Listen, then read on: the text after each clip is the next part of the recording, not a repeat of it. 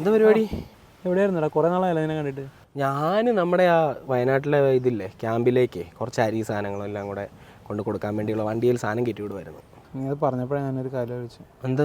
ഇത് കഷ്ടമാടാ, ഇങ്ങനെ ഒരു സമയത്തൊക്കെ ചെയ്യാൻ പാടണ്ട. എന്ത് കാര്യം? ഒരു സൈഡിൽ കൂടി വരണം, ഇതേ ഒരു സൈഡിൽ കൂടി കൊടുക്കണ.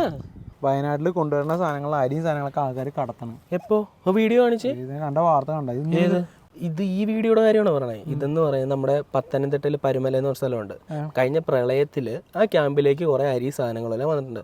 അത് ആ ക്യാമ്പിൽ നിന്ന് വേറൊരു ക്യാമ്പിലേക്ക് മാറ്റുന്നതിൻ്റെ വീഡിയോ ആണിത്.